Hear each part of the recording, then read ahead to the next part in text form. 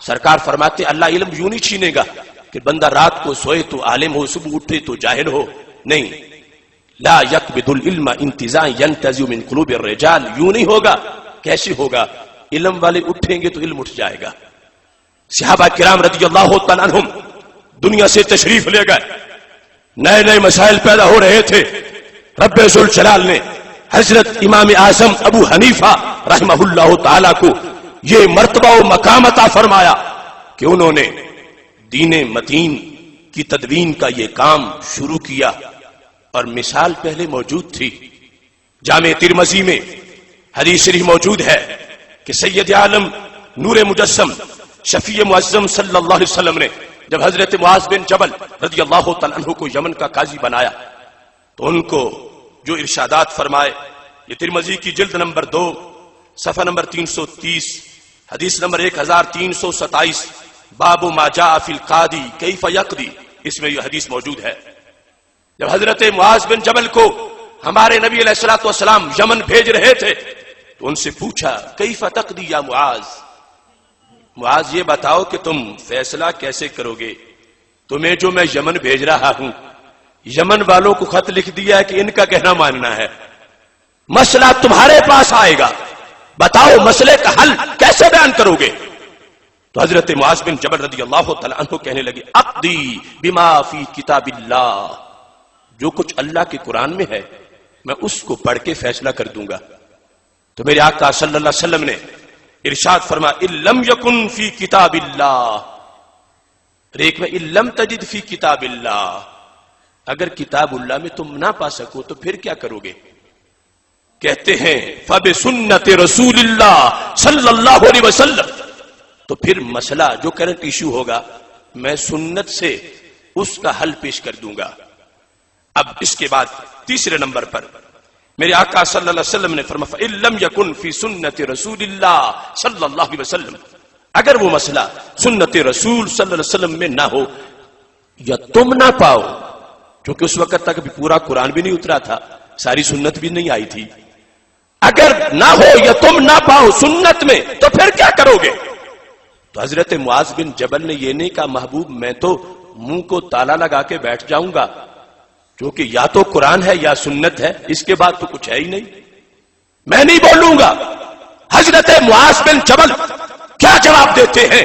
کہنے لگے اجتہد برأیی، محبوب اگر مجھے قرآن سے نہ ملا، سنت سے نہ ملا، میں چپ نہیں بیٹھوں گا، میں قرآن و سنت کی روشنی میں بیٹھ کے اپنی رائے سے اجتہاد کروں گا۔ اجتہد برأیی، اپنی رائے سے اجتہاد کروں گا۔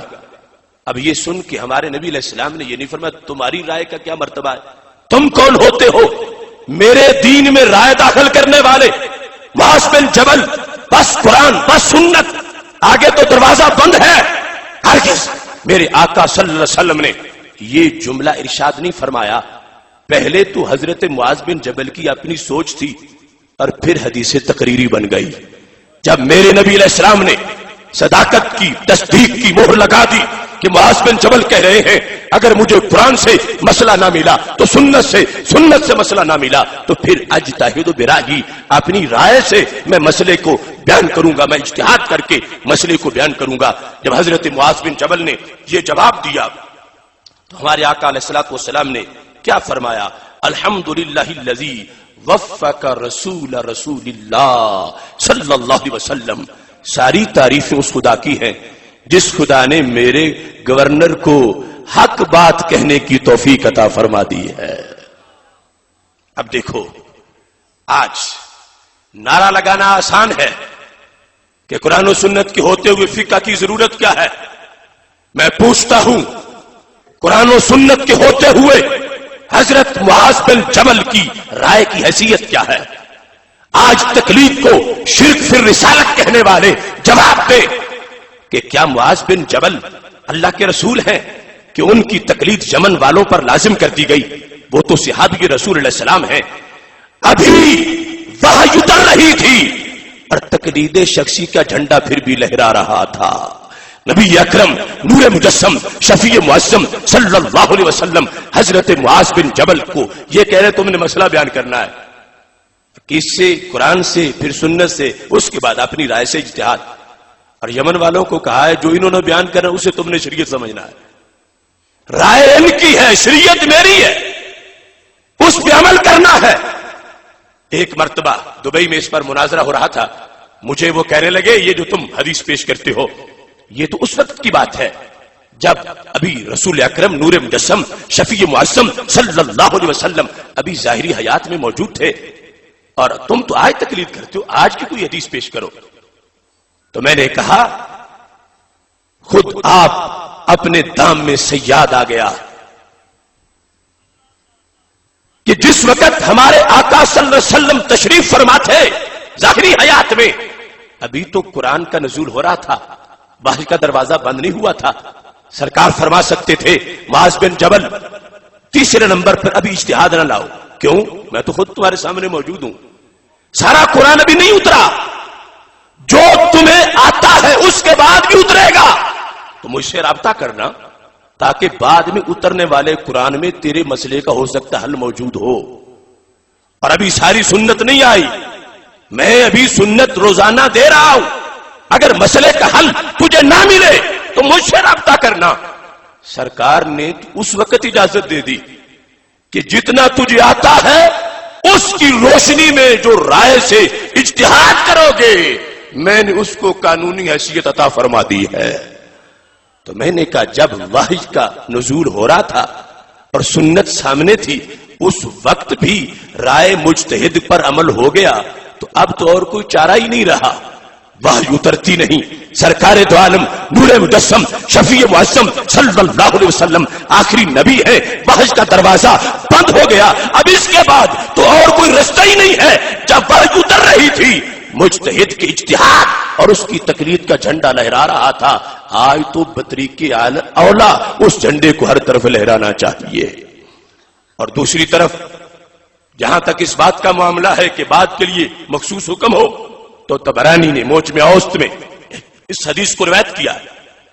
حضرت مولا علی رضی اللہ تعالیٰ عنہ فرماتے ہیں کہ میں نے پوچھا یا رسول اللہ صلی اللہ علیہ وسلم ان نازل بنا امر لیس فیہ امر ولا نہی فما تأمرنا.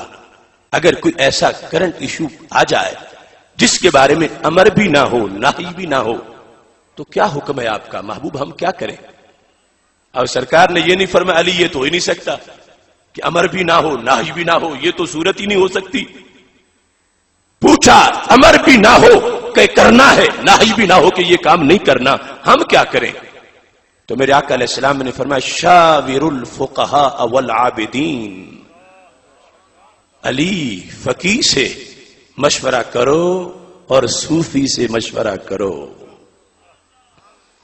اللہ کا فضل ہے فقیہ بھی اہل سنت میں ہے اور صوفی بھی اہل سنت میں ہے.